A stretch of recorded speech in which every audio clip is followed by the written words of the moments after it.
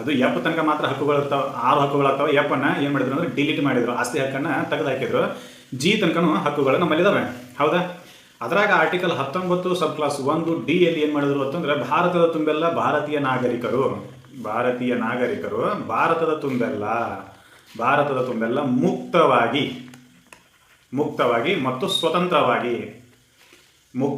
ಮತ್ತು ಸ್ವತಂತ್ರವಾಗಿ ಸಂಚರಿಸುವ ಹಕ್ಕನ್ನು ಕೊಡ್ತು, ಹೌದಾ. ಈ ಹಕ್ಕು ಇಲ್ಲದೇ ಇತ್ತು ಅಂತಂದ್ರೆ ಈಗ ನಾ ಹೇಳಿದ್ನಲ್ಲ ಈ ಪರಿಸ್ಥಿತಿ ಉಂಟಾಗ್ತಿತ್ತು. ಏನು, ಕರ್ನಾಟಕಕ್ಕೆ ಹೋದರೂ ಟ್ಯಾಕ್ಸ್ ಕಟ್ಟಬೇಕು, ತಮಿಳುನಾಡಿಗಾದರೂ ಟ್ಯಾಕ್ಸ್ ಕಟ್ಟಬೇಕು, ರಾಜಸ್ಥಾನಕ್ಕಾದರೂ ಟ್ಯಾಕ್ಸ್ ಕಟ್ಟಬೇಕು, ಮಧ್ಯಪ್ರದೇಶಕ್ಕಾದರೂ ಟ್ಯಾಕ್ಸ್ ಕಟ್ಟಬೇಕು ಅಂತಂದ್ರೆ ನಾವು 10-12 ದೇಶಗಳನ್ನು ದಾಟಿ ವೈಷ್ಣವ ದೇವಿಗೆ ಹೋಗ್ಬೇಕಾಗಿತ್ತು. ಯಾಕಂದ್ರೆ ಅದು ನಮ್ಮ ಪವಿತ್ರ ತೀರ್ಥ ಸ್ಥಳ, ಹೌದಾ. ತೀರ್ಥಸ್ಥಳ ಅಂದ್ರೆ ತಪ್ಪು ತಗೋಬೇಡ್ರಿ, ರಾತ್ರಿ 7 ಗಂಟೆ ನಂತರ ತೀರ್ಥ ತಗೋತಾರಲ್ಲ ಆ ತೀರ್ಥ ಅಲ್ಲ. ಇಲ್ಲಿ ತೀರ್ಥಸ್ಥಳ ಅಂತಂದ್ರೆ ನದಿ ಪಕ್ಕದಲ್ಲಿ ಇರ್ತಕ್ಕಂಥ ಪವಿತ್ರವಾದ ದೇವಸ್ಥಾನಗಳಿಗೆ ತೀರ್ಥಸ್ಥಳಗಳು ಅಂತಾರೆ, ಹೌದಾ.